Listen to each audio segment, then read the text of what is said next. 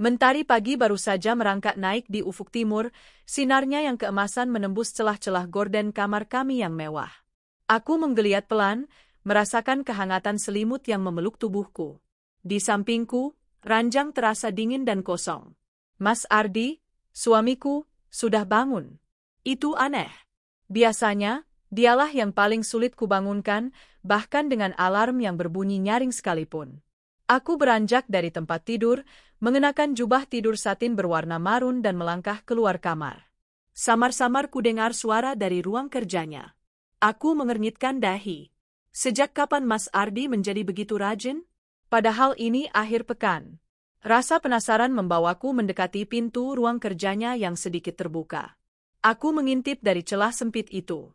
Mataku membelalak melihat pemandangan di dalam. Mas Ardi sedang berbicara di telepon dengan nada berbisik, sesekali melirik ke arah pintu seolah takut ada yang mendengar. Wajahnya tegang, dan peluh membasahi pelipisnya. Aku tidak bisa mendengar jelas apa yang dikatakannya, tetapi dari gerak-geriknya, aku tahu ini bukan pembicaraan biasa. Ini bukan soal pekerjaan. Ya, sayang sabar ya. Sebentar lagi semua akan beres. Aku janji, acara untuk jagoan kita akan jadi yang paling mewah, bisiknya di telepon. Sayang? Jagoan kita? Dadaku terasa sesak seketika. Siapa yang dia panggil, sayang? Siapa, jagoan kita? Selama 10 tahun pernikahan kami hanya dikaruniai seorang putri, Aira, yang kini berusia 8 tahun. Jantungku berdebar kencang, seolah baru saja berlari maraton. Sebuah firasat buruk mulai menyelimuti hatiku. Setelah menutup telepon, Mas Ardi berbalik dan hampir saja memergokiku. Dengan cepat aku bersembunyi di balik dinding koridor. Kulihat dia membuka laci mejanya, mengeluarkan beberapa tumpuk dokumen. Tangannya gemetar saat membolak-balik kertas-kertas itu. Kemudian, dia mengambil sebuah map berwarna biru, memasukkannya ke dalam tas kerjanya, dan bergegas keluar ruangan.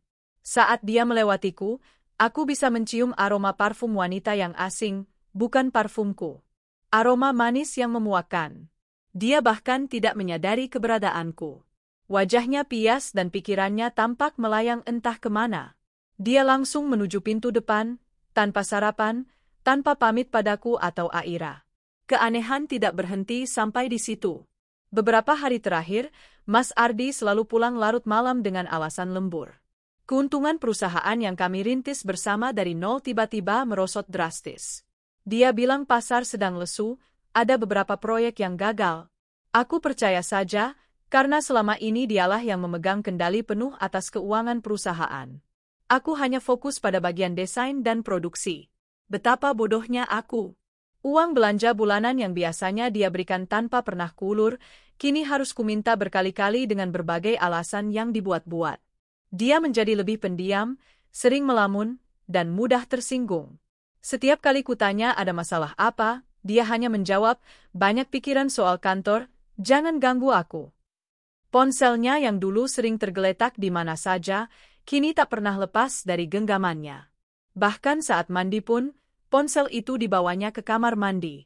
Dia memasang kata sandi baru yang tidak ku ketahui. Semua media sosialnya tiba-tiba digembok. Dia seperti membangun sebuah benteng tinggi di sekitar dirinya, benteng yang tidak bisa kutembus. Aira pun merasakan perubahan pada ayahnya. Bunda, kenapa ayah sekarang jarang main sama Aira? Ayah sudah nggak sayang lagi ya sama Aira? Tanyanya suatu malam dengan mata berkaca-kaca. Hancur hatiku mendengarnya. Aku hanya bisa memeluknya erat dan berkata bahwa ayahnya sedang sangat sibuk bekerja untuk masa depan kami. Masa depan kami? Kini aku bahkan meragukan apakah aku dan Aira masih ada dalam rencana masa depannya. Kecurigaanku semakin memuncak. Aku bukan wanita bodoh yang bisa dibohongi begitu saja. Aku mulai mencari tahu. Diam-diam, aku menyewa seorang detektif swasta untuk mengikuti Mas Ardi. Aku harus tahu apa yang disembunyikannya dariku. Aku harus tahu siapa wanita yang dipanggilnya, sayang, dan siapa, jagoan, yang dia maksud. Sambil menunggu kabar dari detektif, aku mulai memperhatikan hal-hal kecil di sekitar rumah. Aku menemukan beberapa struk pembayaran dari restoran mahal yang tidak pernah kami kunjungi bersama. Ada juga tagihan kartu kredit untuk pembelian barang-barang bayi, tempat tidur, kereta dorong, pakaian, mainan. Semua barang mewah dari merek-merek ternama. Untuk siapa semua ini? Jelas bukan untuk Aira. Puncaknya adalah pagi ini. Setelah kepergiannya yang terburu-buru, aku memberanikan diri masuk ke ruang kerjanya. Jantungku berdebar kencang saat membuka laci mejanya. Di sana, di antara tumpukan dokumen, aku menemukan sebuah amplop berisi foto-foto USG dan sebuah akta kelahiran. Duniaku seakan runtuh saat membaca nama yang tertera di sana. Seorang bayi laki-laki, lahir 2 bulan yang lalu. Nama ayahnya, Ardiansyah Pratama. Nama suamiku. Dan nama ibunya, seorang wanita bernama Rina. Di bawahnya, tertera alamat sebuah rumah kontrakan sederhana di pinggir kota. Jadi, inilah rahasia besar yang disembunyikannya. Dia tidak hanya berselingkuh, dia sudah memiliki anak dari wanita lain. Jagoan kita, yang dia sebut di telepon tadi pagi adalah anak haramnya. Rasa sakit yang menusuk hatiku tak terlukiskan. Pengkhianatan ini terlalu dalam, terlalu menyakitkan. Air mataku tumpah ruah, membasahi dokumen-dokumen bukti perselingkuhannya. Selama ini, dia membiarkanku dan Aira hidup dalam kekurangan, sementara dia menghambur-hamburkan uang perusahaan untuk membiayai wanita simpanannya dan anak mereka. Keuntungan perusahaan yang katanya merosot, ternyata dialihkan ke rekening lain. Proyek yang katanya gagal, mungkin tidak pernah ada. Semua hanya kebohongan. Dia menggerogoti harta kami, hasil kerja kerasku, untuk memanjakan keluarga barunya. Amarah, kecewa, dan benci bercampur aduk menjadi satu. Aku ingin melabraknya saat itu juga, mencakarnya, memakinya. Tapi kemudian, sebuah pikiran licik terlintas di benakku. Tidak, aku tidak akan menyelesaikan ini dengan cara biasa. Aku tidak akan memberinya kepuasan dengan melihatku hancur. Dia dan wanita jalang itu harus merasakan sakit yang lebih dari ini. Mereka harus dipermalukan. Aku teringat percakapannya di telepon pagi tadi. Acara untuk jagoan kita akan jadi yang paling mewah. Acara apa? Aku membuka kembali map biru yang tadi dipegangnya. Di dalamnya, ada sebuah proposal dan bukti pembayaran uang muka untuk sebuah acara akikah di restoran termahal di kota ini, The Grand Ballroom. Acara itu akan diadakan lusa. Sebuah senyum sinis tersungging di bibirku. Jadi, dia akan mengadakan pesta mewah untuk anak haramnya dengan uangku? Uang hasil jerih payahku? Oh, tentu saja. Wanita simpanannya, Rina, yang kulihat dari foto di media sosialnya, yang berhasil kubuka dengan bantuan seorang teman hacker, hanyalah seorang wanita kampung berpenampilan norak. Dari latar belakang keluarganya yang berhasil dilacak oleh detektif, mereka adalah keluarga miskin yang mokondo, modal kool doang. Tentu saja mereka sangat bahagia mendapatkan mangsa besar seperti suamiku. Pesta di restoran termahal adalah impian yang menjadi kenyataan bagi mereka. Pantas saja Mas Ardi menjadi begitu aneh belakangan ini. Dia pasti sedang pusing 7 keliling mencari uang untuk membiayai pesta gila ini.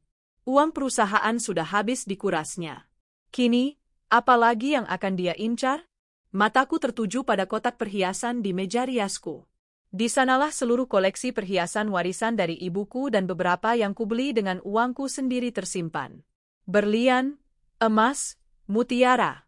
Nilainya miliaran rupiah. Aku tahu, cepat atau lambat, dia akan mengincar benda-benda ini. Dan disitulah permainanku akan dimulai.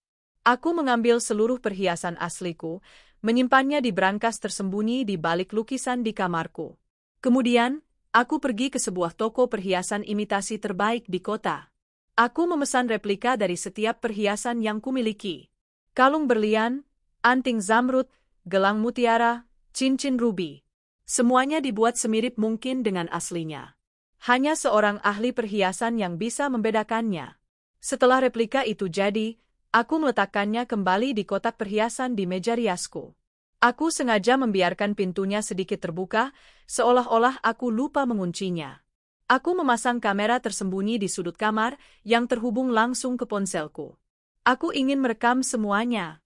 Aku ingin punya bukti saat dia melakukan kejahatan terakhirnya padaku. Malam itu, Mas Ardi pulang dengan wajah yang lebih kusut dari biasanya. Dia langsung masuk kamar dan pura-pura sibuk dengan laptopnya. Dia bahkan tidak menyapaku. Mas, besok kamu jadi lembur lagi?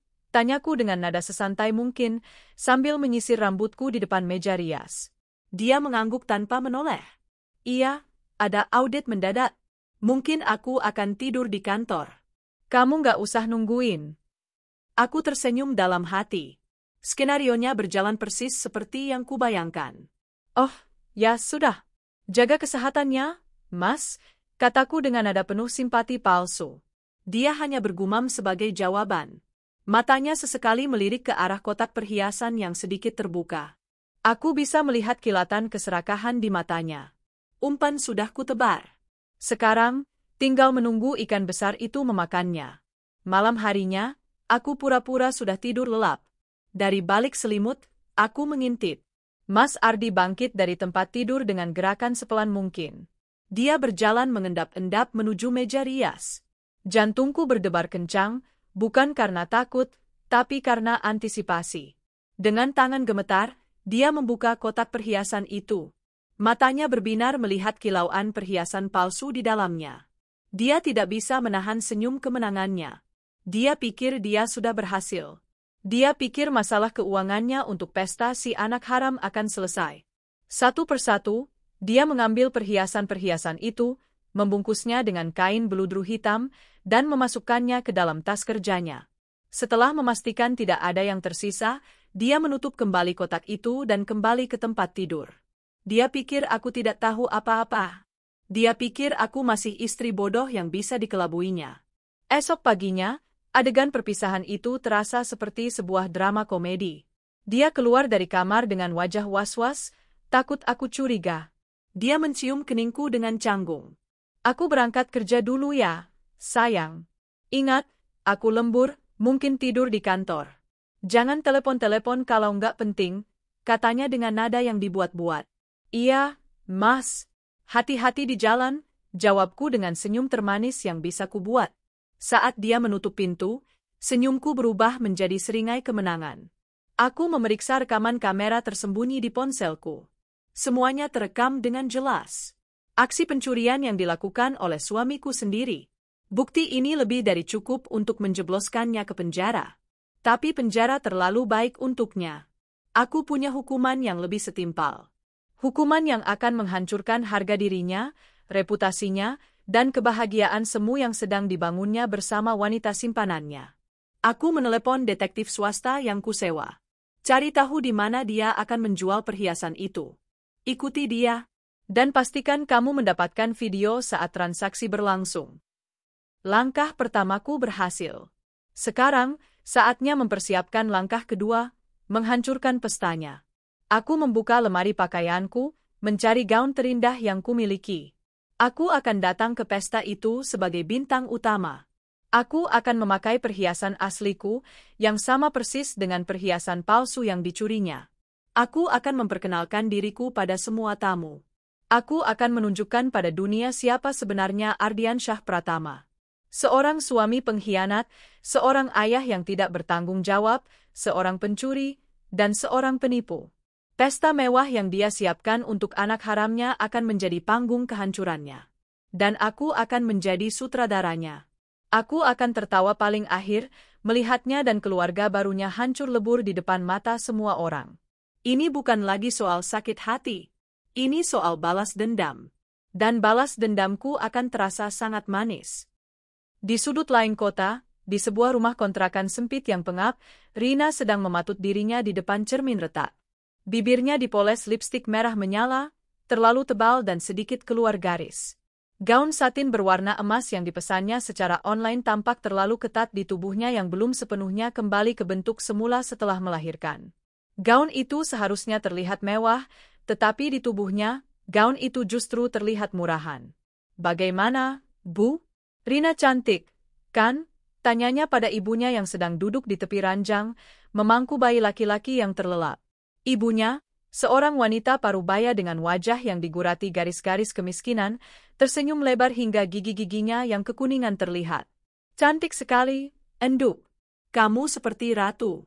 Pantas saja Mas Ardi sampai bertekuk lutut padamu. Rina terkekeh, memutar tubuhnya di depan cermin.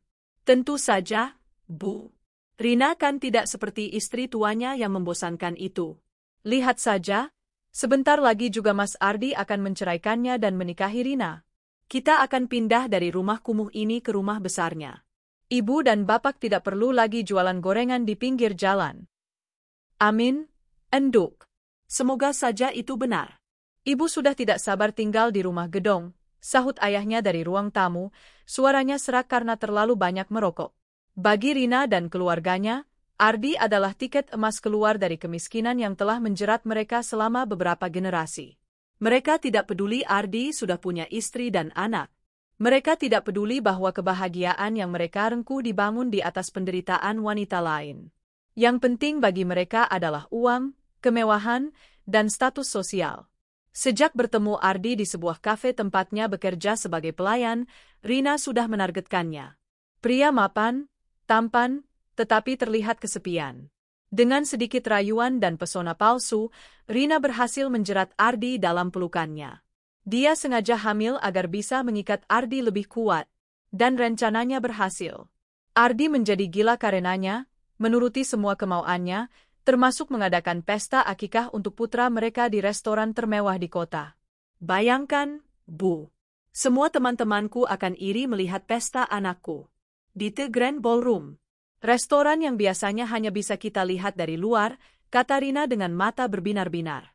Mas Ardi bilang, dia sudah menyiapkan kejutan spesial untukku. Pintu depan diketuk. Salah satu adik Rina yang masih remaja membukakan pintu. Ardi masuk dengan senyum lebar, membawa sebuah kotak beludru berwarna merah di tangannya. Mas, pekik Rina manja, langsung berlari dan memeluknya. Aku sudah siap. Bagaimana penampilanku? Kamu cantik sekali, sayang. Seperti bidadari, puji Ardi, mencium kening Rina. Pujian yang dulu sering diucapkannya padaku. Perutku mual membayangkannya. Ini kejutan yang aku janjikan, kata Ardi sambil membuka kotak beludru itu. Mata Rina dan seluruh keluarganya membelalak tak percaya. Di dalam kotak itu, berkilauan satu set perhiasan berlian, kalung, anting, dan gelang.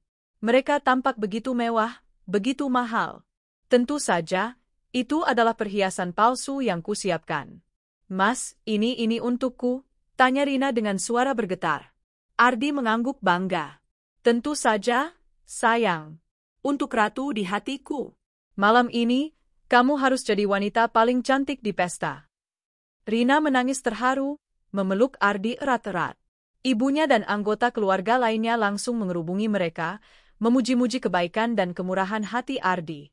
Mereka memandangnya seolah dia adalah dewa penyelamat. Mereka tidak tahu bahwa, dewa, mereka adalah seorang pencuri yang baru saja menggasak harta istrinya sendiri. Ayo, kita berangkat. Para tamu pasti sudah menunggu, kata Ardi. Mereka berangkat menuju The Grand Ballroom dengan mobil sewaan yang mewah.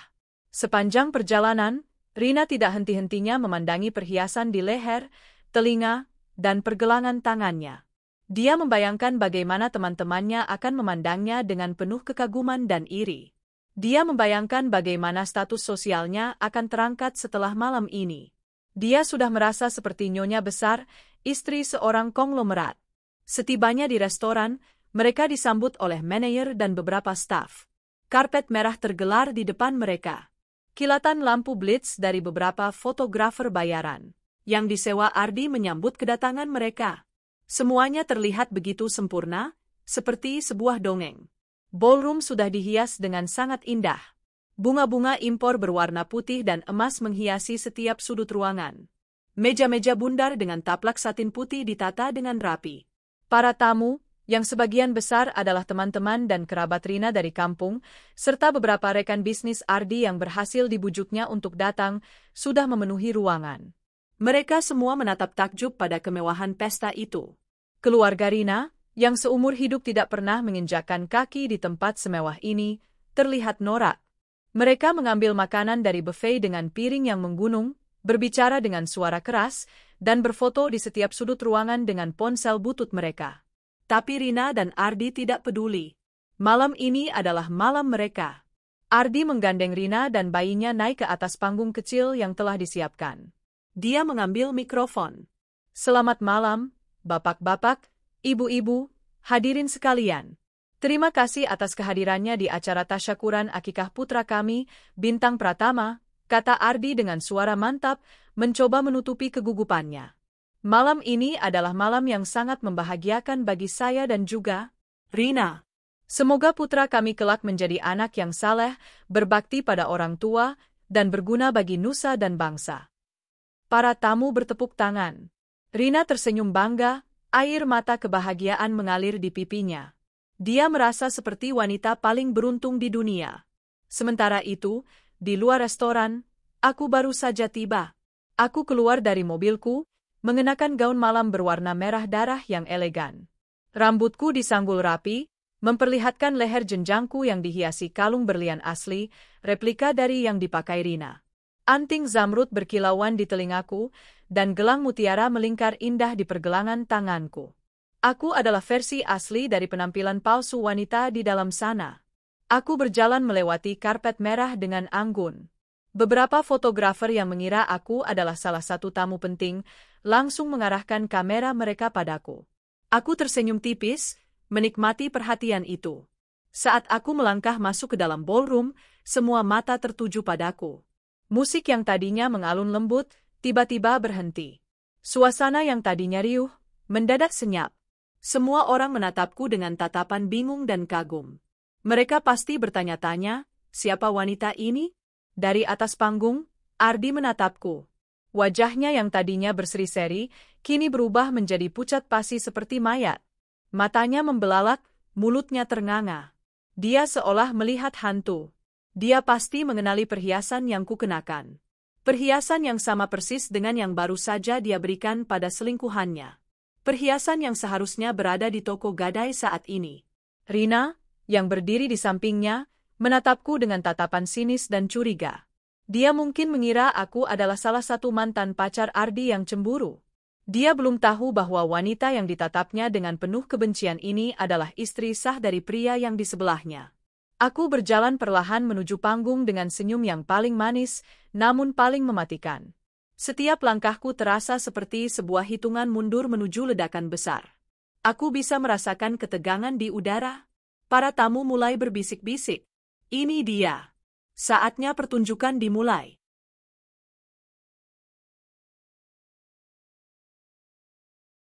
Aku terus melangkah dengan anggun, tatapan mataku terkunci pada Ardi yang masih membeku di atas panggung. Wajahnya yang pucat pasi adalah pemandangan yang sangat memuaskan. Dia pasti sedang mencoba memproses apa yang sedang terjadi. Bagaimana mungkin aku ada di sini?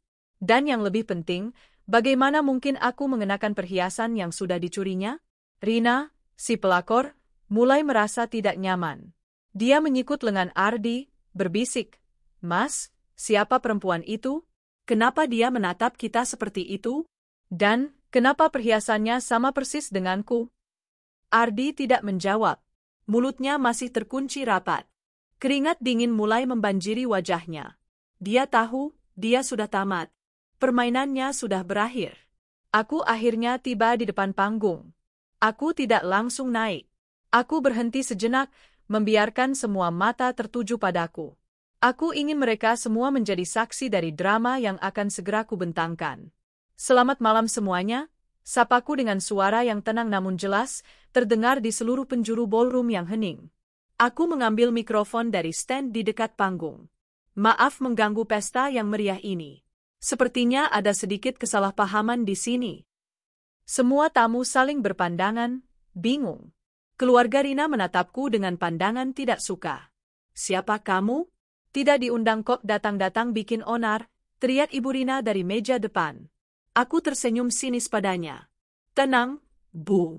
Saya tidak akan lama. Saya hanya ingin memperkenalkan diri dan meluruskan beberapa hal." Aku menaiki tangga panggung, langkah demi langkah. Ardi mundur selangkah, seolah takut padaku. Rina justru maju, menatapku dengan tatapan menantang. "Perkenalkan," kataku, kini berdiri di tengah panggung, di antara Ardi dan Rina. "Nama saya Anindita. Dan saya adalah istri sah dari pria yang berdiri di sebelah Anda ini, Ardiansyah Pratama." Sebuah gaspan kolektif terdengar dari seluruh ruangan. Para tamu terkejut. Rekan-rekan bisnis Ardi menatapnya dengan pandangan tidak percaya. Keluarga Rina melongo, tak bisa berkata-kata. Istri, gagap Rina. Matanya beralih dari aku ke Ardi, meminta penjelasan. Mas, apa maksud perempuan gila ini? Dia bohong, kan? Bilang kalau dia bohong. Ardi hanya diam, menunduk, tidak berani menatap siapapun. Keheningannya adalah jawaban yang paling jelas. Oh, dia tidak bohong, sayang, kataku pada Rina dengan nada mengejek. Kami sudah menikah selama 10 tahun. Dan kami punya seorang putri cantik bernama Aira. Apa Mas Ardi pernah menceritakannya padamu? Atau dia hanya menceritakan dongeng-dongeng indah tentang bagaimana dia akan menceraikan istri tuanya yang jahat dan menikahimu? Wajah Rina memerah padam, antara marah dan malu. Dia menatap Ardi dengan tatapan terluka. Mas, jadi selama ini kamu bohongi aku. Aku tertawa kecil. Tentu saja dia membohongimu. Sama seperti dia membohongiku. Pria ini adalah pembohong ulung. Dan bukan hanya pembohong, dia juga seorang pencuri. Aku mengangkat tanganku, menunjukkan gelang mutiara yang melingkar di pergelangan tanganku. Lihat perhiasan ini, dan perhiasan yang sedang dipakai oleh selingkuhannya ini. Aku menunjuk Rina. Terlihat sama, bukan? Perhiasan ini, lanjutku, kini menatap lurus ke mata Ardi. Adalah perhiasan yang dia curi dari kamarku tadi malam. Dia pikir dia bisa menjualnya untuk membiayai pesta mewah untuk anak haramnya ini. Dia pikir dia bisa membayar semua kemewahan palsu ini dengan hasil keringatku, dengan harta warisan orang tuaku. Suasana semakin tegang. Para tamu mulai berbisik semakin kencang. Beberapa dari mereka bahkan mulai mengeluarkan ponsel untuk merekam kejadian langka ini. Tapi sayangnya, aku melanjutkan dengan senyum kemenangan, suamiku tercinta ini tidak cukup pintar.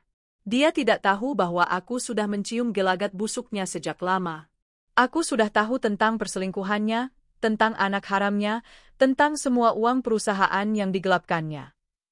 Aku mendekati Rina, yang masih syok. Aku menyentuh kalung berlian imitasi di lehernya. Dan perhiasan yang kamu pakai dengan bangga ini, Nona, nilainya tidak lebih dari harga gaun murahanmu. Ini palsu. Imitasi. Sama sepertimu. Rina terkesiap. Dia meraba kalungnya, matanya membelalak tak percaya. Palsu? Tidak mungkin. Mas Ardi bilang ini asli. Tentu saja palsu, bentakku. Perhiasan yang asli ada padaku. Aku menunjuk perhiasan yang kukenakan. Aku sengaja menukarnya karena aku tahu, cepat atau lambat, tikus seperti suamiku ini akan mencoba mencurinya. Dan benar saja, umpanku dimakan. Ardi akhirnya mengangkat kepalanya. Wajahnya penuh kepanikan dan keputusasaan. Anin, tolong, jangan lakukan ini. Kita bisa bicarakan ini baik-baik di rumah, pintanya dengan suara memelas. Bicara baik-baik. Aku tertawa terbahak-bahak. Setelah apa yang kamu lakukan padaku dan Aira? Setelah kamu mengkhianatiku, merampokku, dan mempermalukanku? Tidak ada lagi yang perlu dibicarakan, Mas Ardi. Semuanya sudah selesai. Aku berbalik menghadap para tamu. Jadi, hadirin sekalian, sekarang Anda semua tahu. Pesta mewah ini hanyalah sebuah penipuan. Pesta yang didanai dari uang curian. Pesta yang merayakan lahirnya seorang anak dari hasil perselingkuhan. Sungguh memalukan. Manajer restoran, yang sejak tadi mengamati dari kejauhan, kini melangkah maju bersama beberapa petugas keamanan.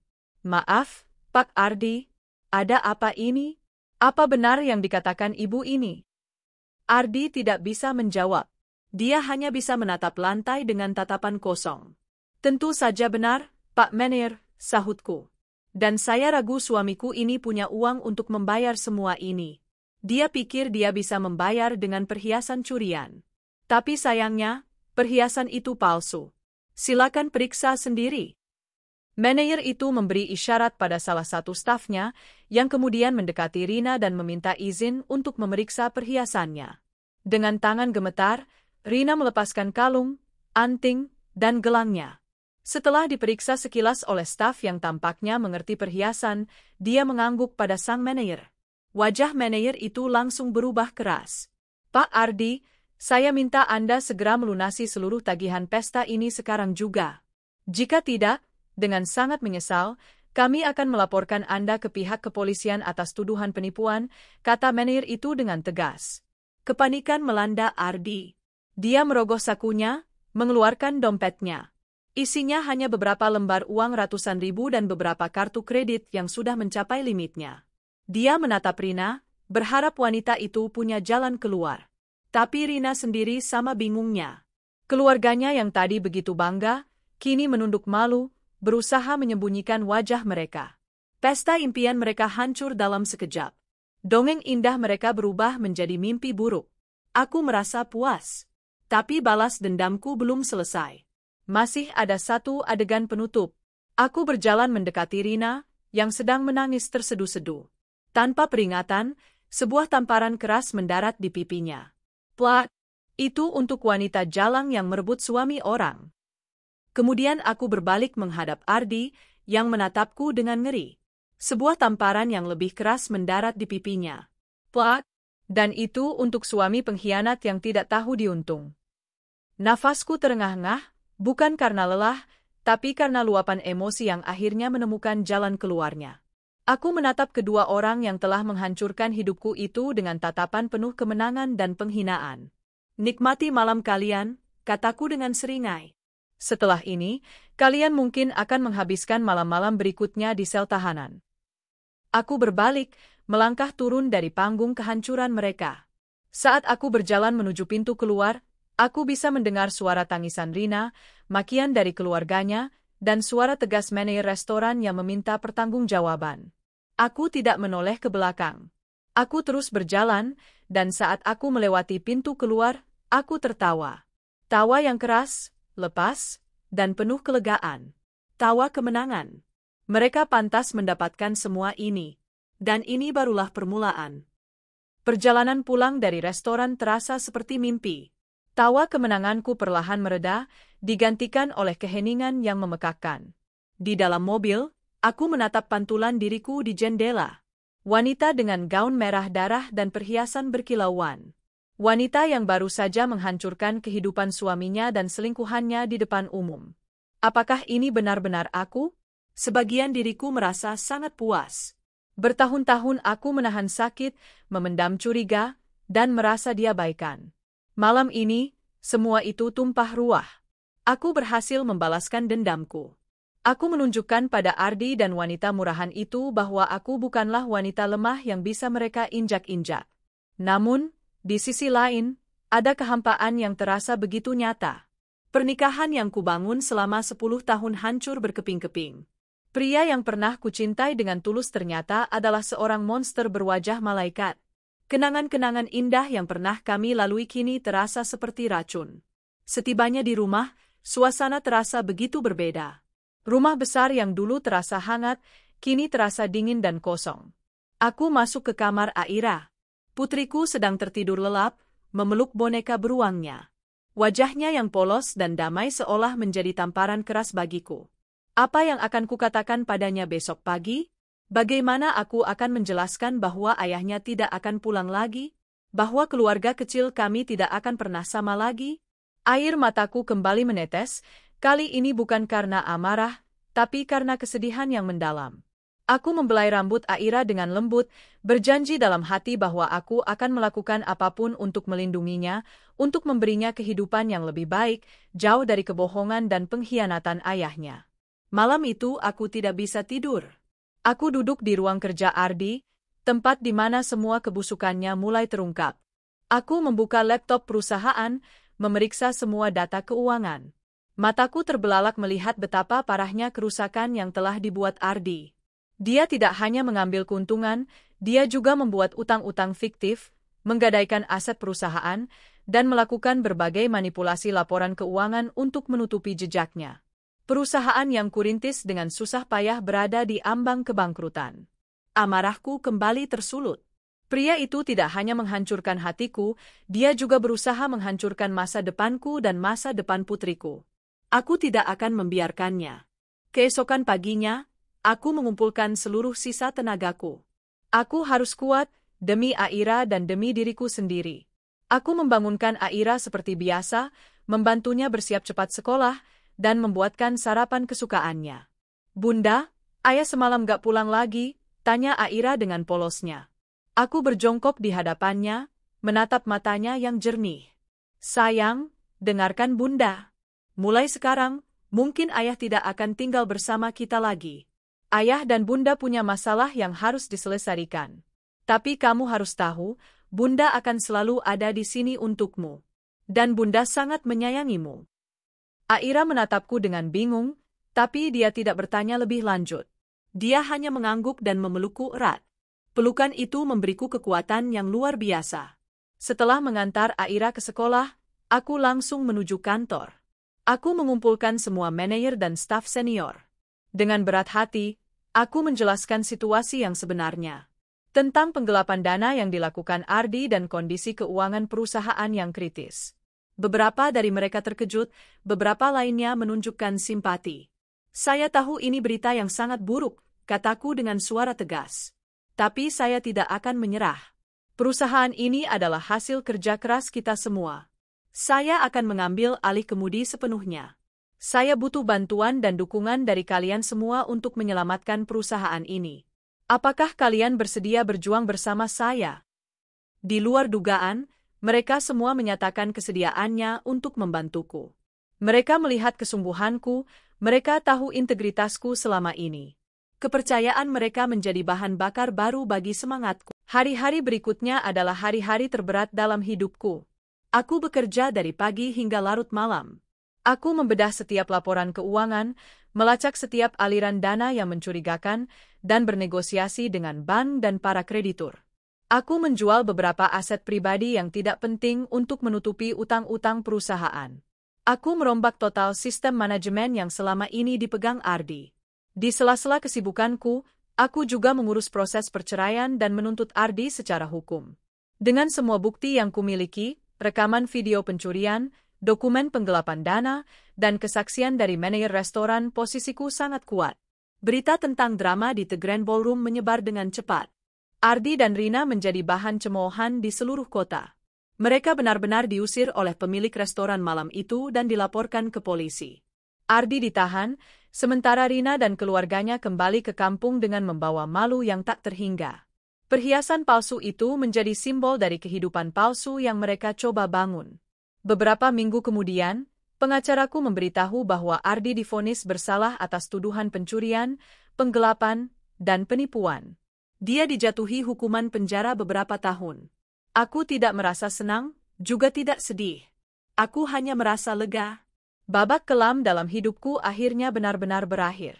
Proses perceraian pun berjalan lancar. Hak asuh Aira jatuh sepenuhnya ke tanganku. Seluruh aset bersama, termasuk rumah dan sisa-sisa perusahaan, menjadi milikku sebagai ganti rugi atas kerugian yang disebabkan oleh Ardi. Perlahan tapi pasti, aku berhasil membangun kembali perusahaan dari puing-puing kehancuran. Aku menemukan beberapa investor baru yang percaya pada visiku.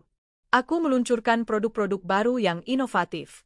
Kerja kerasku membuahkan hasil.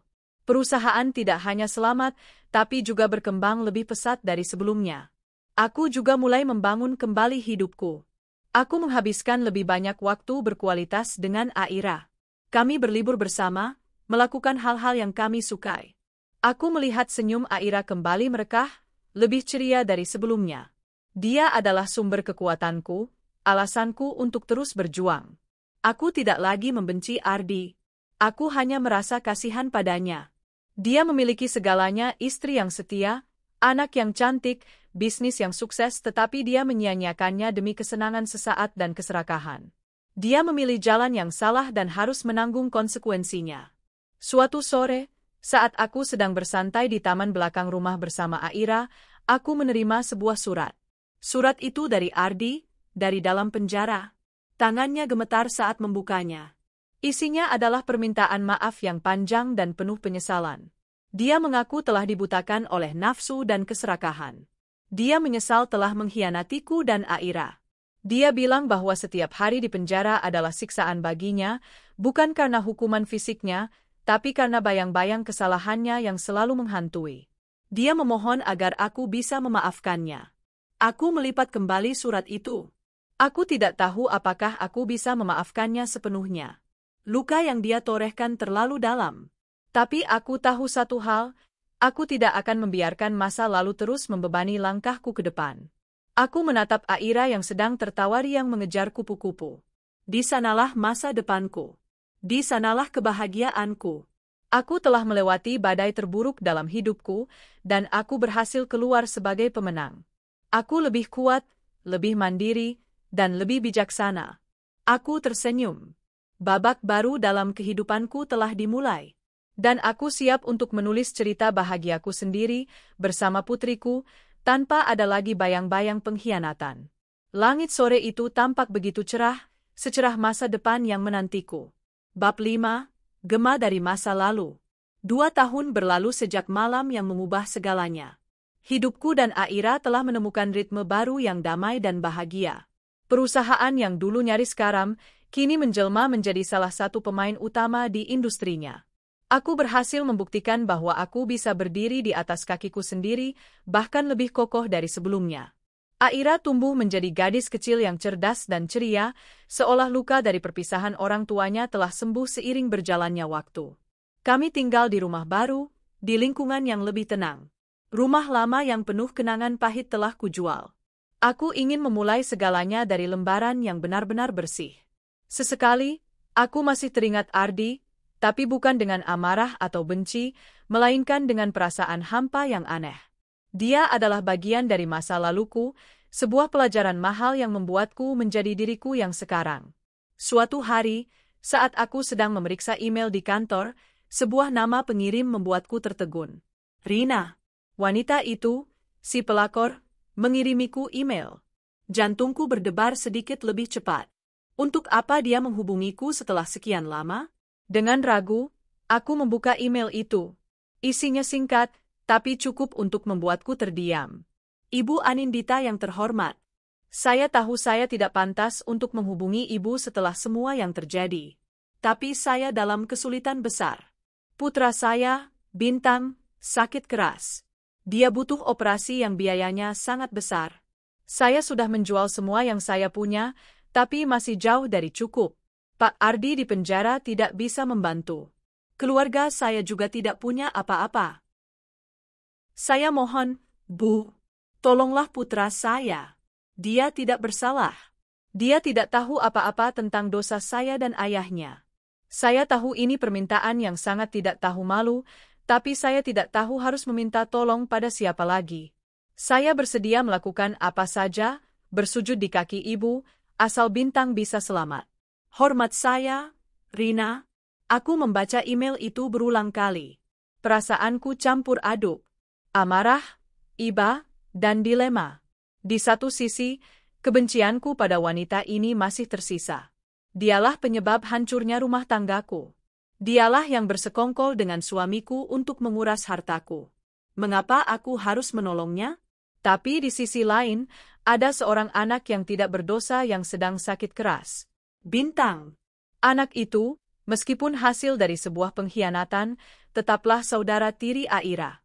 Dia tidak memilih untuk dilahirkan dalam situasi seperti ini. Hati nuraniku sebagai seorang ibu tersentuh. Bagaimana jika Aira berada di posisi anak itu? Aku menutup laptopku, memijat pelipisku yang terasa pening. Seharian aku tidak bisa fokus bekerja. Wajah bayi yang kulihat di pesta akikah yang hancur itu terus terbayang di benakku. Malamnya, aku tidak bisa tidur. Aku bergulat dengan pikiranku sendiri. Menolong Rina berarti aku harus berhadapan kembali dengan masa lalu yang berusaha keras kulupakan. Itu juga berarti aku harus mengeluarkan uang dalam jumlah besar untuk anak dari wanita yang telah menyakitiku. Tapi membiarkan anak itu menderita, atau bahkan meninggal, karena kesalahan orang tuanya, apakah aku bisa hidup dengan penyesalan itu? Keesokan harinya, aku mengambil sebuah keputusan. Aku meminta detektif swasta yang dulu pernah membantuku untuk memverifikasi cerita Rina. Aku tidak mau tertipu lagi. Aku harus memastikan bahwa ini bukan akal-akalan Rina untuk memeras uang dariku. Beberapa hari kemudian, detektif itu kembali dengan laporannya. Dan semua yang dikatakan Rina ternyata benar. Dia memberikan foto-foto bintang yang terbaring lemah di ranjang rumah sakit kumuh, tubuhnya kurus dan pucat. Dia juga memberikan rekam medis yang menyatakan bahwa anak itu menderita kelainan jantung bawaan yang langka dan membutuhkan operasi segera. Rina memang tinggal di sebuah kontrakan yang lebih kecil dan kumuh dari sebelumnya, bekerja serabutan sebagai buruh cuci untuk menghidupi anaknya. Keluarganya telah mengucilkannya karena dianggap membawa aib. Melihat bukti-bukti itu, hatiku luluh. Segala kebencian dan amarah yang kupendam seolah sirna, tergantikan oleh rasa iba yang mendalam, bukan untuk Rina, tapi untuk anak itu. Aku menghubungi Rina dan setuju untuk bertemu di rumah sakit. Saat aku tiba, aku melihatnya duduk di lorong yang ramai, wajahnya kuyu dan putus asa. Dia terlihat jauh lebih tua dari usianya. Kemewahan palsu yang dulu melekat padanya telah luntur, menyisakan potret kemiskinan dan penderitaan yang nyata. Ketika dia melihatku, dia langsung berlari dan bersujud di kakiku, menangis terseduh-seduh. Bu, terima kasih sudah mau datang. Maafkan saya, Bu, saya tahu saya salah. Saya pantas menerima hukuman apapun, tapi tolong, selamatkan anak saya. Aku membantunya berdiri. Sudah, jangan seperti ini. Di mana anakmu? Dia mengantarku ke sebuah bangsal kelas 3 yang penuh sesak dan berbau obat-obatan. Di salah satu ranjang, terbaring seorang anak laki-laki kecil yang bernapas dengan susah payah. Melihatnya, hatiku terasa sakit. Dia sangat mirip dengan Ardi, tapi dengan sorot mata yang rapuh dan polos. Tanpa banyak bicara, aku memanggil dokter yang menanganinya. Aku mengatakan bahwa aku akan menanggung seluruh biaya pengobatannya, termasuk memindahkannya ke rumah sakit terbaik dengan fasilitas yang lebih lengkap. Air mata Rina kembali tumpah, kali ini air mata kelegaan. Dia tidak henti-hentinya mengucapkan terima kasih, menyebutku sebagai malaikat. Aku tidak merasa seperti malaikat. Aku hanya melakukan apa yang kurasa benar sebagai sesama manusia, sebagai sesama ibu. Proses pemindahan Bintang ke rumah sakit swasta terbaik berjalan lancar. Tim dokter ahli segera menanganinya. Operasi dijadwalkan seminggu kemudian. Selama masa itu, aku sering datang menjenguk. Aku tidak banyak bicara dengan Rina, tapi aku memastikan Bintang mendapatkan perawatan terbaik. Suatu hari, saat aku sedang duduk di samping ranjang Bintang, Rina memberanikan diri untuk berbicara.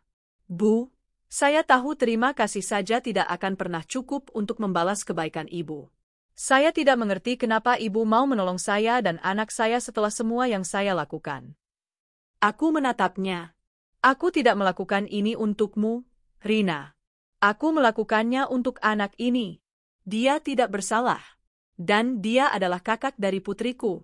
Meskipun aku tidak akan pernah bisa menerima perbuatanmu dan ayahnya, aku tidak bisa membiarkan anak ini menanggung akibatnya.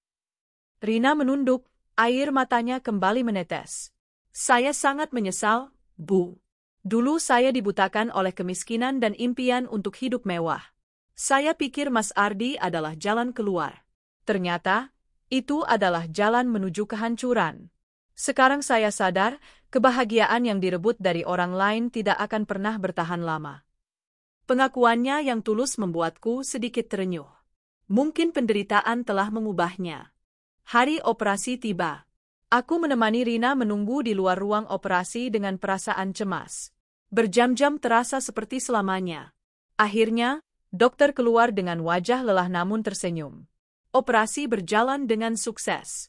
Beberapa minggu setelahnya, kondisi Bintang membaik dengan pesat. Dia sudah bisa tersenyum dan bermain. Melihatnya sehat kembali adalah sebuah kebahagiaan tersendiri bagiku.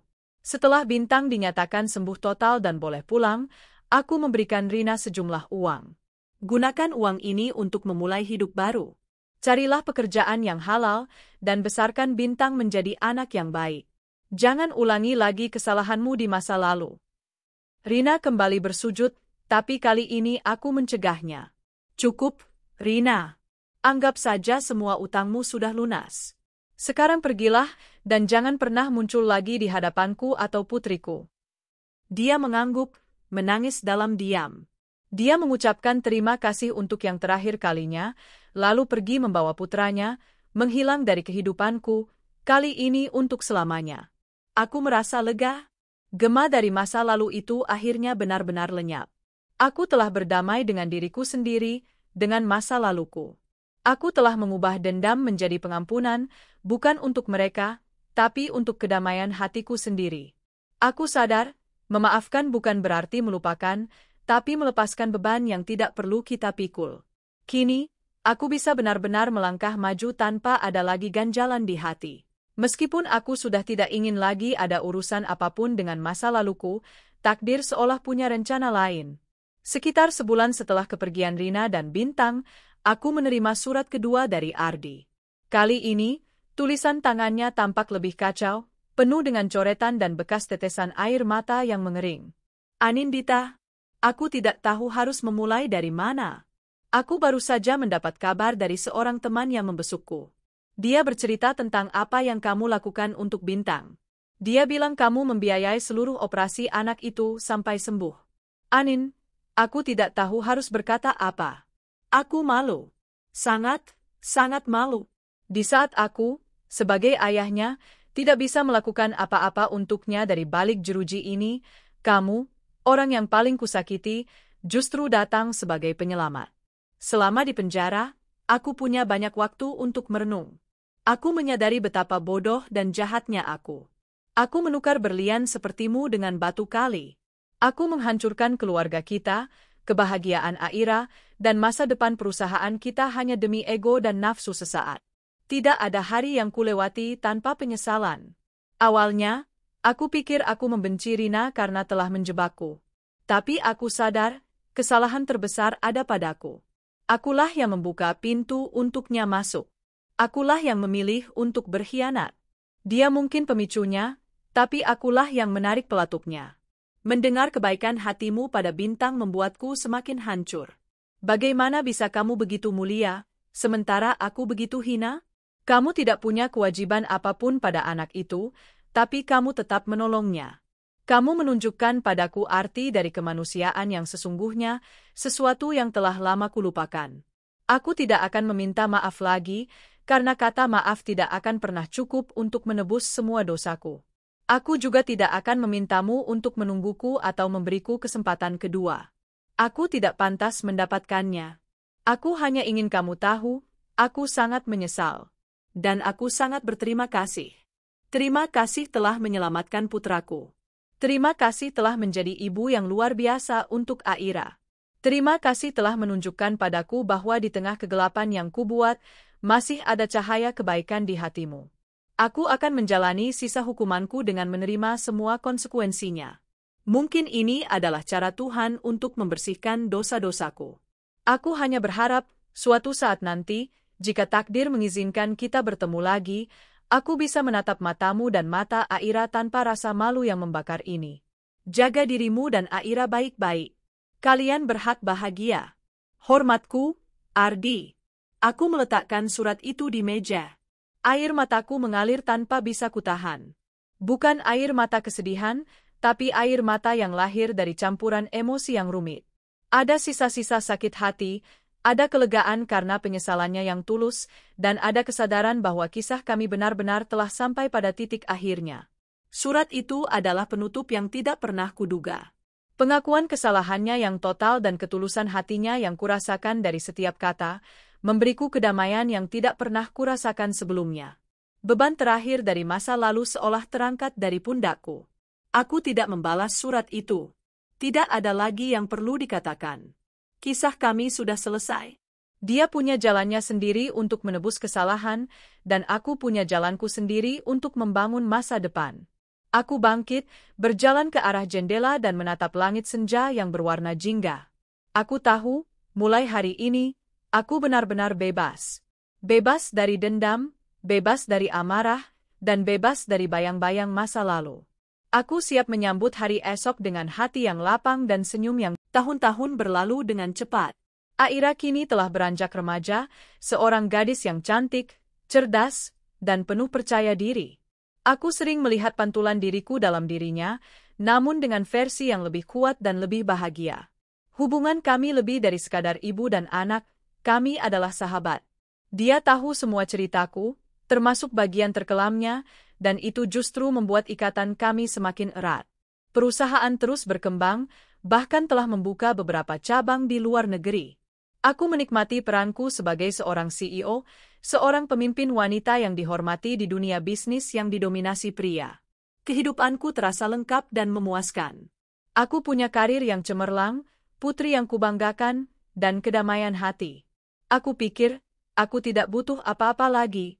Terutama, aku tidak butuh seorang pria. Pengkhianatan Ardi meninggalkan trauma yang cukup dalam. Aku membangun tembok tinggi di sekeliling hatiku, tidak membiarkan satu pria pun mendekat. Banyak yang mencoba, dari rekan bisnis hingga teman lama, tapi semua kutolak dengan halus. Bagiku, cinta dan hubungan adalah sumber kekacauan yang tidak kuinginkan lagi dalam hidupku yang sudah tertata rapi. Hingga suatu hari, takdir kembali mempermainkanku dengan cara yang tak terduga. Aku sedang menghadiri sebuah seminar bisnis internasional di Bali. Saat sesi rehat kopi, aku tak sengaja menabrak seorang pria, membuat kopi panas di tangannya tumpah mengenai kemeja putihnya. Oh, ya ampun. Maafkan saya. Saya benar-benar tidak sengaja, kataku panik, sambil mencoba membersihkan noda di kemejanya dengan tisu, yang tentu saja sia-sia. Pria itu tertawa kecil, sebuah tawa yang renyah dan menenangkan. Tidak apa-apa, Bu. Anggap saja ini seni abstrak di atas kanvas putih, katanya dengan senyum yang sangat menawan. Matanya teduh dan sorotnya memancarkan kehangatan. Aku tertegun sejenak. Reaksinya jauh dari yang kubayangkan. Dia tidak marah atau kesal. Saya benar-benar minta maaf. Biar saya ganti rugi, saya akan belikan kemeja yang baru, tawarku merasa tidak enak. Dia menggeleng. Tidak perlu. Sebuah kemeja tidak sebanding dengan kesempatan untuk berkenalan dengan Anda. Saya Bima. Dia mengulurkan tangannya. Aku menjabat tangannya dengan sedikit ragu. Anindita. Percakapan kami mengalir begitu saja. Ternyata, Bima adalah salah satu pembicara di seminar itu, seorang arsitek ternama yang karyanya sudah mendunia. Dia cerdas, humoris, dan yang terpenting, dia mendengarkan saat aku bicara. Dia menatapku dengan tatapan yang tulus, bukan tatapan lapar seperti kebanyakan pria yang kutemui. Ada sesuatu dalam dirinya yang membuatku merasa nyaman dan aman, perasaan yang sudah lama tidak kurasakan. Selama sisa seminar, kami sering menghabiskan waktu bersama. Makan siang, diskusi panel, hingga berjalan-jalan di tepi pantai saat senja. Dia menceritakan tentang passionnya dalam arsitektur, tentang impiannya membangun bangunan yang ramah lingkungan. Aku menceritakan tentang perjuanganku membangun perusahaan, dan tentu saja, tentang Aira. Putri Anda pasti sangat hebat, karena punya ibu yang sehebat Anda, pujinya tulus, membuat pipiku merona. Aku menyadari, tembok yang kubangun di sekeliling hatiku perlahan mulai retak. Bima berbeda. Dia tidak berusaha merayuku atau memamerkan kekayaannya. Dia mendekatiku sebagai seorang teman, sebagai pribadi yang tertarik untuk mengenalku lebih dalam.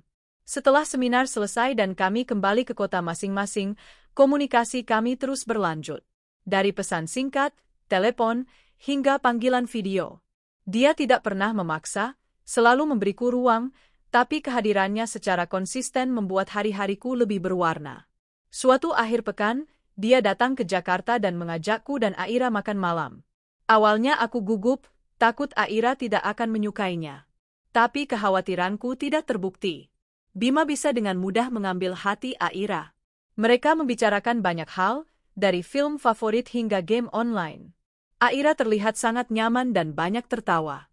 Om Bima asyik, Bun, kata Aira saat kami dalam perjalanan pulang. Bolehkah lain kali kita jalan-jalan lagi sama dia? Hati-hatiku terasa hangat. Persetujuan dari Aira adalah hal yang paling penting bagiku. Hubungan kami terus berlanjut ke arah yang lebih serius. Bima adalah seorang duda, istrinya telah meninggal dunia 5 tahun yang lalu karena sakit. Dia tidak punya anak. Dia menunjukkan kesabarannya, pengertiannya, dan dukungannya yang tak terbatas padaku. Dia tidak pernah memandangku sebelah mata karena statusku sebagai janda atau masa laluku yang kelam. Semua orang punya masa lalu, Anin, katanya suatu malam saat kami sedang menatap bintang di balkon apartemennya. Masa lalumu telah membentukmu menjadi wanita kuat yang kukagumi hari ini. Aku tidak akan mengubah apapun dari itu. Kata-katanya meruntuhkan sisa-sisa tembok di hatiku. Aku menangis di pelukannya, melepaskan semua ketakutan dan keraguan yang selama ini membelengguku. Untuk pertama kalinya setelah sekian lama, aku merasa siap untuk membuka hatiku lagi. Aku siap untuk kembali percaya pada cinta. Tepat di hari ulang tahunku, Bima membawaku ke sebuah bukit dengan pemandangan kota yang gemerlap. Di sana, di bawah langit yang penuh bintang, dia berlutut dan melamarku dengan sebuah cincin sederhana namun elegan. Anindita, aku tahu kamu sudah melalui banyak hal. Aku tidak bisa berjanji hidup kita akan selalu mudah. Tapi aku berjanji akan selalu ada di sampingmu, melewati suka dan duka bersama. Aku berjanji akan mencintaimu dan Aira dengan sepenuh hatiku. Maukah kamu memberiku kesempatan untuk menjadi bagian dari masa depanmu? Air mata kebahagiaan mengalir di pipiku. Aku mengangguk tanpa ragu. Ya, aku mau. Pernikahan kami dilangsungkan beberapa bulan kemudian. Sebuah acara yang sederhana namun hangat, hanya dihadiri oleh keluarga dan sahabat terdekat. Aira menjadi pengiring pengantin yang paling cantik. Aku melihat kebahagiaan yang tulus di matanya. Saat aku mengucapkan janji suci di hadapan Bima, aku tahu ini adalah awal dari babak baru yang sesungguhnya. Babak yang penuh dengan cinta, tawa, dan kebahagiaan. Taman hatiku yang dulu kering dan tandus karena badai pengkhianatan, kini telah ditumbuhi bunga-bunga baru yang indah. Aku telah menemukan pasangan hidupku, seorang pria yang mencintaiku apa adanya, seorang ayah yang menyayangi putriku seperti anaknya sendiri. Aku pantas mendapatkan kebahagiaan ini.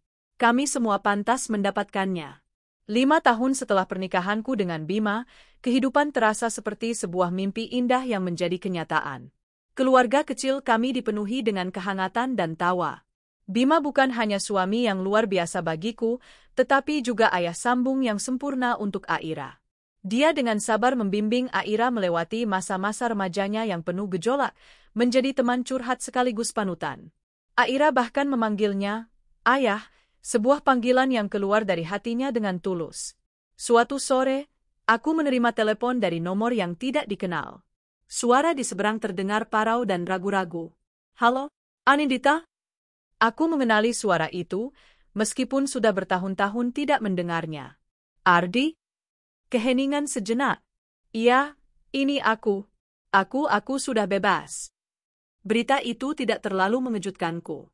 Aku tahu masa hukumannya akan segera berakhir. Lalu, tanyaku dengan nada netral. Aku hanya ingin tahu kabar Aira. Apa aku boleh menemuinya? Sebentar saja. Aku sangat merindukannya, pintanya. Ini adalah momen yang sudah kupersiapkan sejak lama. Aku tidak akan melarang Aira bertemu dengan ayah kandungnya. Aku mendiskusikan hal ini dengan Bima dan Aira. Aira, yang kini sudah menjadi gadis dewasa, setuju untuk bertemu dengannya. Pertemuan itu diatur di sebuah kafe yang tenang. Aku dan Bima menunggu di meja yang agak jauh, memberikan mereka ruang. Ardi terlihat sangat berbeda. Rambutnya sudah banyak beruban, tubuhnya lebih kurus, dan sorot matanya tidak lagi memancarkan arogansi seperti dulu, melainkan penyesalan yang mendalam. Dia menangis saat melihat Aira. Dia memeluk putrinya erat-erat, meminta maaf berulang kali. Aira, dengan kedewasaannya yang mengagumkan, menenangkannya. Sudah, Pat. Semua sudah berlalu. Yang penting Papa sudah menyadari kesalahan Papa. Mereka berbicara cukup lama. Dari kejauhan, aku bisa melihat Ardi menceritakan kehidupannya di penjara dan rencananya setelah bebas. Dia bilang dia akan memulai hidup baru di kota lain, bekerja sebagai buruh di sebuah pabrik. Dia tidak ingin mengganggu kehidupan kami lagi. Setelah pertemuan itu, Aira menghampiriku dengan mata berkaca-kaca. Aku senang bisa bertemu Papa lagi, Bun. Aku kasihan melihatnya. Tapi, aku juga sadar, rumahku sekarang adalah di sini, bersama Bunda dan Ayah Bima. Aku memeluknya erat. Aku bangga pada putriku. Dia memiliki hati yang pemaaf, tetapi juga pendirian yang kuat. Beberapa waktu kemudian, aku mendapat kabar dari pengacaraku. Rina, si pelakor itu, ternyata telah meninggal dunia karena penyakit komplikasi setahun yang lalu. Anaknya, Bintang, kini diasuh oleh panti asuhan karena tidak ada keluarga yang mau menerimanya. Hati nuraniku kembali terusik. Setelah berdiskusi panjang dengan Bima dan Aira, kami mengambil keputusan besar. Kami memutuskan untuk mengadopsi Bintang. Prosesnya tidak mudah, tetapi dengan bantuan hukum dan niat tulus kami, Bintang akhirnya resmi menjadi bagian dari keluarga kami. Aira menyambut adik barunya dengan tangan terbuka. Dia menjadi kakak yang sangat penyayang dan protektif. Bima, dengan jiwa kebapakannya yang besar, mencintai Bintang seperti putranya sendiri. Dan aku melihat Bintang bukan sebagai pengingat masa lalu yang kelam, tetapi sebagai kesempatan kedua, sebagai bukti bahwa dari sebuah kesalahan yang fatal pun bisa lahir sesuatu yang baik. Kehidupan kami menjadi lebih ramai, lebih berwarna. Melihat Aira dan Bintang bermain bersama, tertawa bersama, di taman belakang rumah kami yang asri, hatiku dipenuhi rasa syukur yang tak terhingga. Bima merangkulku dari belakang, mengecup puncak kepalaku. Lihat mereka, bisiknya. Siapa sangka hidup kita akan menjadi seperti ini? Aku tersenyum, menyandarkan kepalaku di dadanya. Lingkarannya telah menjadi sempurna. Aku telah melewati badai pengkhianatan, merasakan pahitnya dendam, belajar tentang kekuatan pengampunan, dan akhirnya menemukan cinta sejati. Aku kehilangan seorang suami, tetapi mendapatkan pasangan jiwa. Aku hampir kehilangan segalanya, tetapi kini aku memiliki lebih dari yang pernah kubayangkan. Kisahku bukan lagi tentang balas dendam. Kisahku adalah tentang ketahanan, tentang kemampuan untuk bangkit dari kehancuran, tentang mengubah luka menjadi kekuatan, dan tentang menemukan kebahagiaan di tempat yang tak terduga. Lingkaran penderitaan yang dulu menjeratku kini telah putus, digantikan oleh lingkaran cinta yang utuh dan sempurna. Dan di dalam lingkaran itu, aku menemukan rumahku. 10 tahun kemudian, langit Jakarta sore itu berwarna lembayung, semburat jingga dan ungu berpadu di atas cakrawala yang dipenuhi siluet gedung-gedung pencakar langit. Dari jendela kaca raksasa di ruang kerjanya yang terletak di lantai teratas gedung perusahaannya, Anindita menatap pemandangan itu dengan perasaan damai. 10 tahun. 1 dekade telah berlalu sejak badai itu menerpa dan merombak total peta kehidupannya. Badai yang pada akhirnya tidak menenggelamkannya, melainkan membawanya ke sebuah pulau baru yang jauh lebih indah. Di mejanya, sebuah bingkai foto digital silih berganti menampilkan potret kebahagiaan. Foto pernikahannya dengan Bima, di mana senyumnya begitu lepas dan tulus. Foto wisuda Aira dari universitas terbaik, mengenakan toga dengan wajah bangga diapit olehnya dan Bima. Foto Bintang yang berusia 12 tahun, tertawa lebar dengan seragam sepak bola sambil memeluk piala kemenangannya. Foto liburan keluarga mereka di Swiss, dengan latar belakang pegunungan Alpen yang megah. Setiap gambar adalah sebuah melodi manis dalam simfoni kehidupannya yang baru. Pintu ruangannya diketuk pelan. "Bunda?" Anindita berbalik dan tersenyum. Aira, putrinya yang kini telah menjadi seorang wanita muda berusia 23 tahun yang mempesona, melangkah masuk. Ia mewarisi keanggunan ibunya, namun dengan sorot mata yang lebih tajam dan penuh semangat, cerminan dari jiwa arsitek muda yang baru merintis karirnya di firma milik ayah sambungnya. "Sudah mau pulang, sayang?" tanya Anindita. Aira mengangguk, meletakkan tas jinjingnya di sofa. "Iya, tadi habis rapat sama ayah Bima soal proyek baru. Ayah bilang, Bunda jangan pulang terlalu malam. Katanya masakan spesial ayah nanti keburu dingin." Anindita terkekeh. Bima, suaminya, adalah definisi dari pasangan jiwa. Pria itu tidak hanya mengisi kekosongan di hatinya, tetapi juga melengkapinya dengan cara yang tidak pernah ia bayangkan. Bima adalah sauh yang menenangkannya saat ombak kehidupan menerpa, dan mercusuar yang menuntunnya saat ia merasa tersesat. Cinta mereka dibangun di atas fondasi kepercayaan, rasa hormat, dan persahabatan yang kokoh. "Bilang pada ayahmu, 15 menit lagi Bunda turun. Ada beberapa laporan yang harus Bunda tanda tangani," kata Anindita, kembali ke mejanya. Sambil ibunya menyelesaikan pekerjaan, Aira berjalan mendekati jendela, menatap pemandangan yang sama. "Kadang Aira masih suka nggak percaya, Bun. Hidup kita bisa sebahagia ini sekarang." Anindita menghentikan pekerjaannya sejenak, menatap punggung putrinya. Ia tahu kemana arah pembicaraan ini. Meskipun Aira tidak pernah menunjukkannya secara berlebihan, Anindita tahu ada bagian kecil dari hati putrinya yang masih menyimpan bekas luka dari masa lalu. "Kenapa kamu bicara seperti itu?" pancing Anindita lembut.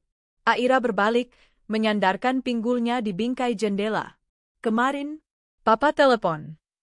Nama itu, Papa, masih terasa sedikit asing meskipun sudah bertahun-tahun berlalu. Setelah pertemuan pertama mereka pasca Ardi bebas dari penjara, komunikasi di antara mereka memang terjalin, meskipun sangat terbatas. Biasanya hanya berupa pesan singkat di hari ulang tahun Aira atau hari raya. Sebuah telepon adalah hal yang langka. "Ada apa?" tanya Anindita, berusaha menjaga nada suaranya tetap tenang. "Dia cerita, dia akan menikah lagi," jawab Aira. "Dengan seorang janda biasa di kota tempat dia tinggal sekarang." Dia terdengar bahagia. Atau setidaknya, tenang. Anindita terdiam sejenak, memproses informasi itu. Tidak ada rasa cemburu atau sakit hati. Yang ada hanyalah kelegaan yang aneh. Kelegaan karena Ardi akhirnya menemukan kedamaiannya sendiri, yang berarti ia tidak akan lagi menghantui kehidupan mereka dengan bayang-bayang penyesalannya. "Itu berita baik," kata Anindita tulus. "Semua orang berhak mendapatkan kesempatan kedua untuk bahagia." "Iya, Aira juga bilang begitu padanya." Aira menghela napas. Hanya saja, rasanya aneh. Mendengar dia akan membangun keluarga baru.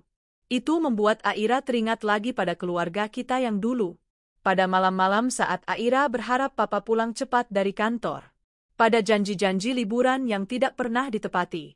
Pada hari di mana Aira tahu bahwa keluarga kecil kita sudah tidak ada. Air mata mulai menggenang di pelupuk mata Aira.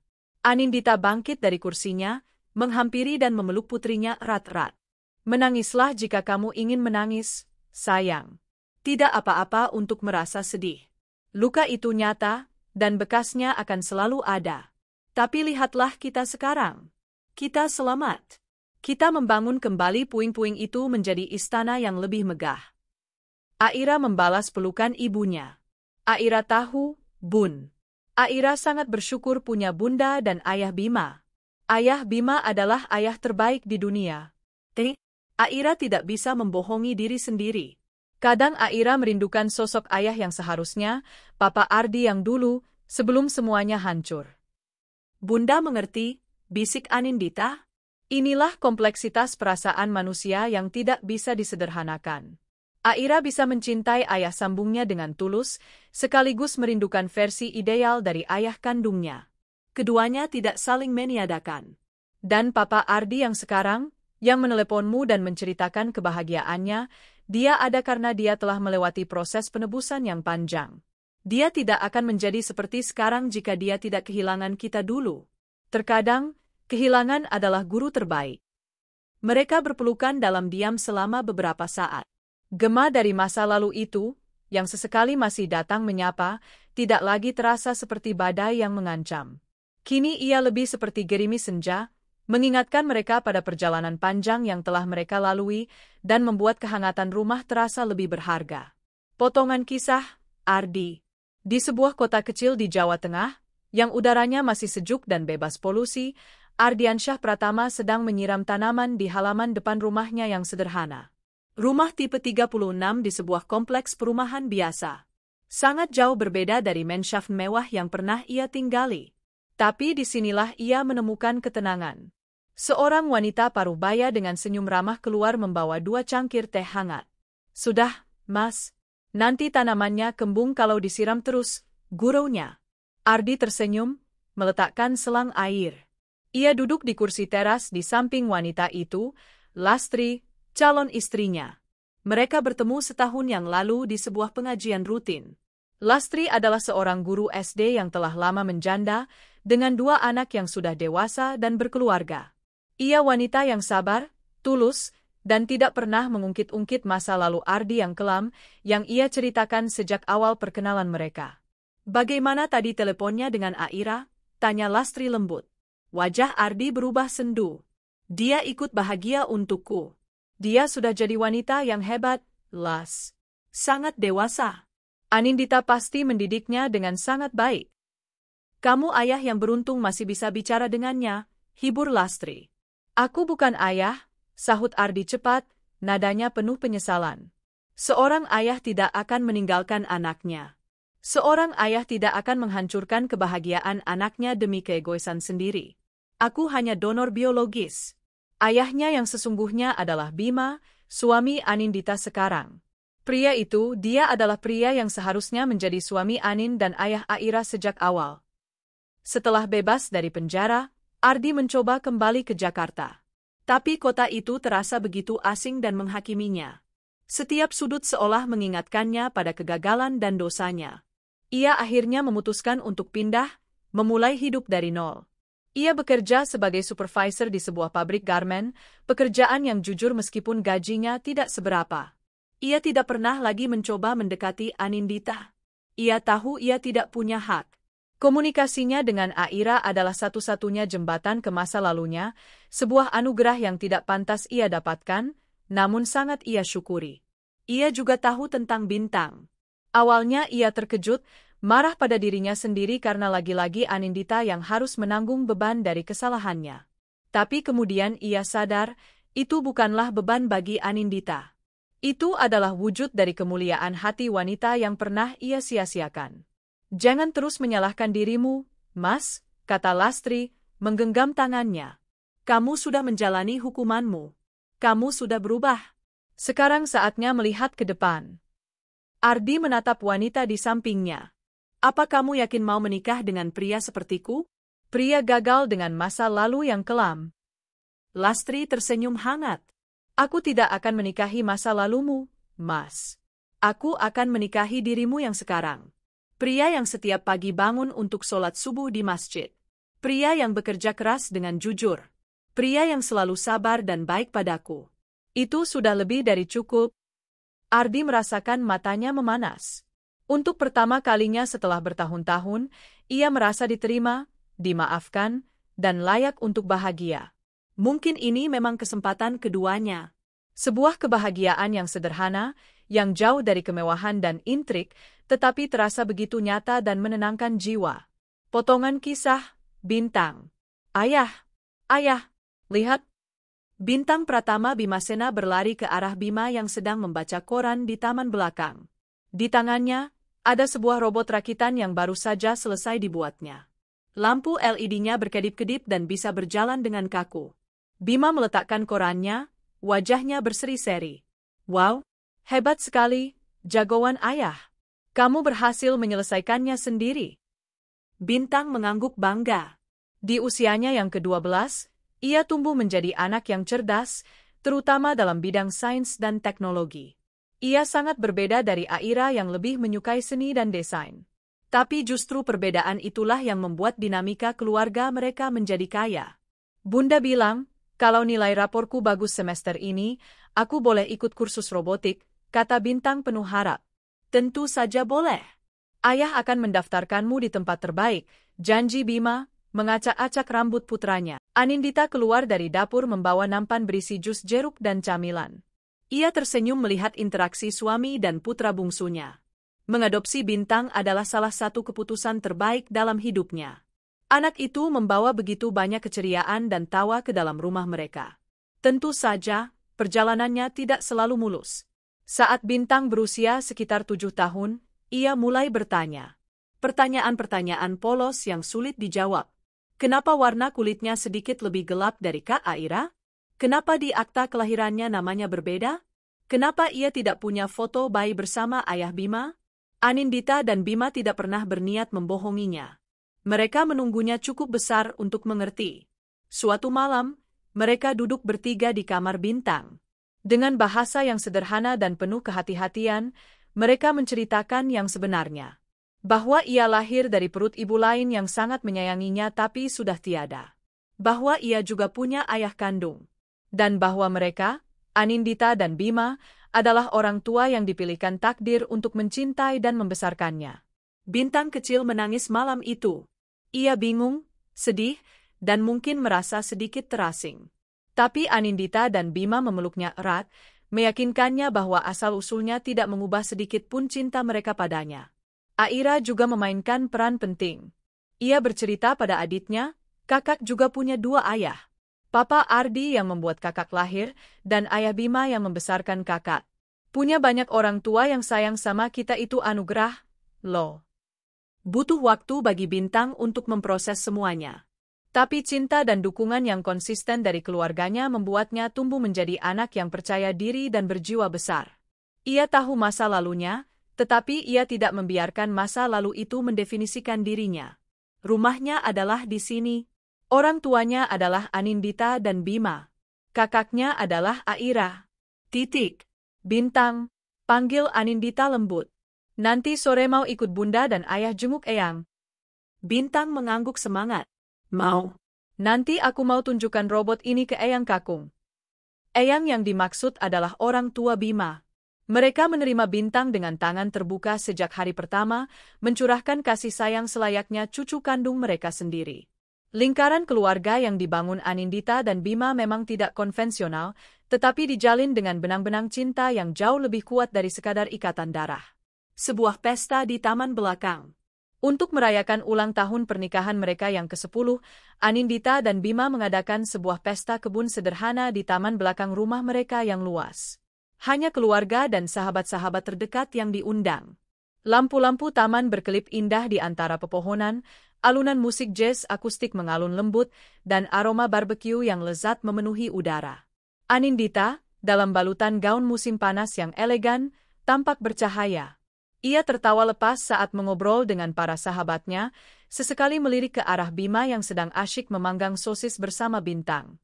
Di sudut lain, Aira sedang terlibat percakapan serius dengan beberapa teman arsiteknya, sesekali matanya beradu pandang dengan seorang pemuda tampan yang sejak tadi memperhatikannya. Sebuah kisah cinta baru mungkin akan segera bersemi. Malam itu, di puncak acara, Bima mengambil mikrofon. Selamat malam semuanya. Terima kasih sudah datang untuk merayakan hari bahagia kami, sapanya hangat. Ia kemudian menatap Anindita dengan tatapan penuh cinta. 10 tahun yang lalu, aku menikahi wanita paling luar biasa di dunia. Seorang wanita yang mengajariku arti kekuatan yang sesungguhnya. Seorang wanita yang mampu mengubah reruntuhan menjadi taman bunga yang indah. Anindita, terima kasih telah memilihku. Terima kasih telah memberiku keluarga yang tidak pernah berani kumimpikan. Aku mencintaimu, hari ini, esok, dan selamanya. Anindita maju ke depan, matanya berkaca-kaca. Ia mengambil mikrofon dari Bima. Aku yang seharusnya berterima kasih, sayang. Terima kasih telah datang di saat aku pikir duniaku sudah berakhir. Terima kasih telah menunjukkan padaku bahwa cinta sejati itu ada. Cinta yang menyembuhkan, bukan melukai. Cinta yang membangun, bukan menghancurkan. Ia kemudian menatap Aira dan Bintang yang berdiri di dekat panggung kecil itu. Dan terima kasih untuk kedua anakku yang hebat. Kalian adalah alasan Bunda untuk selalu menjadi lebih baik setiap harinya. Kalian adalah detak jantung keluarga ini. Aira dan Bintang berlari memeluk kedua orang tua mereka. Para tamu bertepuk tangan, ikut terharu. Di tengah pelukan hangat itu, Anindita menatap langit malam yang bertabur bintang. Ia teringat malam di mana ia menghancurkan pesta akikah itu. Malam di mana ia dipenuhi amarah dan dendam. Ia tidak menyesali apa yang dilakukannya saat itu, karena tindakan itu adalah katarsis yang ia butuhkan untuk melepaskan diri dari belenggu masa lalunya. Namun, wanita yang penuh amarah itu terasa begitu jauh sekarang. Perjalanan hidup telah mengajarkannya banyak hal. Bahwa balas dendam mungkin memberikan kepuasan sesaat, tetapi pengampunanlah yang memberikan kedamaian abadi. Bahwa keluarga tidak selalu tentang ikatan darah, tetapi tentang ikatan hati. Dan bahwa kebahagiaan sejati bukanlah tentang tidak pernah jatuh, melainkan tentang kemampuan untuk bangkit kembali setiap kali kita jatuh, menjadi lebih kuat dan lebih bijaksana. Gema dari masa lalu itu kini telah benar-benar usai. Yang tersisa hanyalah pelajaran berharga yang mengiringi langkahnya. Di hadapannya, terbentang sebuah melodi baru yang indah, yang akan terus ia tulis bersama orang-orang yang ia cintai. Simfoni kehidupannya masih jauh dari selesai, dan ia siap menarikan setiap nadanya dengan penuh rasa syukur. Lingkarannya kini bukan hanya sempurna, tetapi terus meluas, merangkul lebih banyak cinta, tawa, dan kebahagiaan. Dan di pusat lingkaran itu, ia berdiri tegak, bukan lagi sebagai korban, melainkan sebagai pemenang mutlak dari takdirnya sendiri.